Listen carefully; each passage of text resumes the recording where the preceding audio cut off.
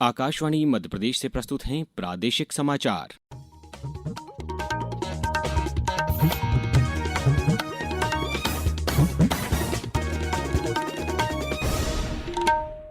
नमस्कार, समाचारों के साथ मैं अभिषेक कटियार। अगली पीढ़ी के जीएसटी सुधार आज से लागू हो गए हैं। नए कर ढांचे के तहत जीएसटी परिषद ने अप्रत्यक्ष कर प्रणाली को 5, 12, 18 और 28% की 4 स्तरीय संरचना से 5 और 18% की 2 स्तरीय संरचना में बदल दिया है। ये सुधार नागरिकों को प्रत्यक्ष राहत प्रदान करने के लिए प्रतिबद्ध हैं। मुख्यमंत्री डॉक्टर मोहन यादव आज चौक बाजार में नेक्स्ट जनरेशन जीएसटी प्रचार अभियान में हिस्सा लेंगे। ये कार्यक्रम भवानी मंदिर सोमवारा चौक से शुरू होगा। मुख्यमंत्री यहां कर्फ्यू वाली माता मंदिर में दर्शन पूजन के बाद पैदल भ्रमण करते हुए व्यापारियों और ग्राहकों से जीएसटी दरों में कटौती पर चर्चा करेंगे। इस दौरान वे व्यापारियों को जीएसटी रेजोल्यूशन की प्रतियां वितरित करेंगे और उनकी शंकाओं का समाधान करेंगे। मुख्यमंत्री स्वदेशी हैंडलूम और खादी परिधानों की खरीदारी करेंगे और आमजन को डिजिटल पेमेंट प्रणाली अपनाने का संदेश देंगे। इंदौर में आज नो कार डे का आयोजन किया गया है। नगर निगम और यातायात पुलिस के सहयोग से आयोजित इस दिवस का उद्देश्य नागरिकों को वाहनों की भीड़, वायु प्रदूषण और मानसिक तनाव से राहत दिलाना है। महापौर पुष्यमित्र भार्गव ने कहा कि ये पहल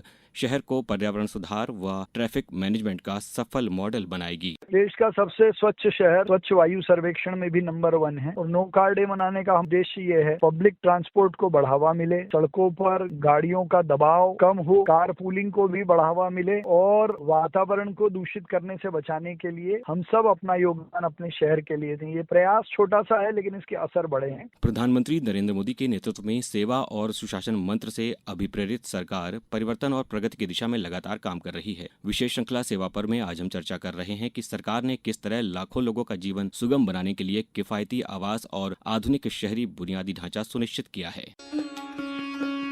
प्रधानमंत्री नरेंद्र मोदी के नेतृत्व में सरकार ने पिछले 11 वर्षों में अटल संकल्प के साथ पूरे देश में परिवर्तन की नींव रखी है। नागरिकों को केंद्र में रखकर किए गए सुधारों से लोगों का जीवन सरल और सुगम हो गया है। इन सुधारों से खासकर वंचित वर्ग के लोगों को विशेष लाभ हुआ है। सबको किफायती आवास उपलब्ध करवाने के लिए विशेष प्रयास किए जा रहे हैं। Our cities cannot prosper without availability of affordable housing.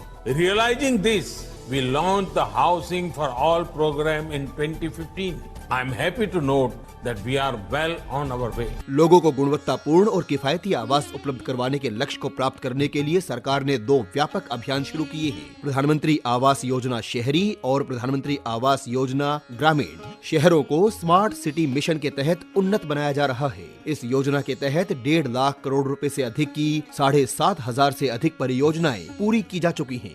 अमृत और अमृत 2.0 के तहत लाखों स्वच्छ जल और सीवरेज कनेक्शन, हजारों की संख्या में हरित क्षेत्र और जलाशयों के निर्माण के साथ साथ बिजली की बचत के लिए LED बल्ब से सड़कों को रोशन किया गया है। इसके अलावा उजाला योजना के तहत देश भर के घर LED बल्बों से रोशन हो रहे हैं। प्रधानमंत्री उज्ज्वला योजना के तहत स्वच्छ ईंधन की उपलब्धता सुनिश्चित की गई है। जल जीवन मिशन के माध्यम से अब गाँवों में स्वच्छ जल उपलब्ध कराया जा रहा है। शहरी और ग्रामीण क्षेत्रों में स्वच्छ भारत मिशन के तहत साफ सफाई की व्यवस्था लागू करने के साथ ही सौंदर्यीकरण का कार्य भी किया जा रहा है।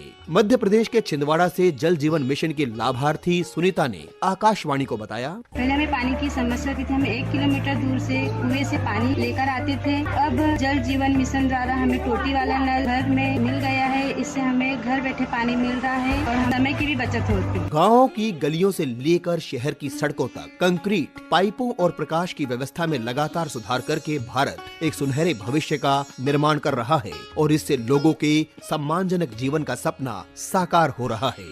समाचार कक्ष से मैं वीरेंद्र कौशिक। 9 दिनों तक चलने वाला शारदीय नवरात्रि का त्योहार आज से शुरू हो गया है। ये पर्व माँ दुर्गा और उनके 9 अवतारों की पूजा अर्चना को समर्पित है। पहले दिन प्रथम स्वरूप माँ शैलपुत्री की आराधना की जा रही है। प्रदेश के मंदिरों में सुबह से ही विशेष पूजा अर्चना का दौर जारी है। कई जगहों पर अखंड ज्योति जलाई गई है। भोपाल में 2500 स्थानों पर माँ का दरबार सजेगा। अब कुछ समाचार संक्षेप में। नीमच जिला चिकित्सा एवं स्वास्थ्य अधिकारी ने 19 वर्ष तक के बच्चों को राष्ट्रीय कृमि मुक्ति दिवस के अवसर पर एल्बेंडाजोल की दवाई खिलाकर कृमिनाशन करने के निर्देश जारी किए हैं।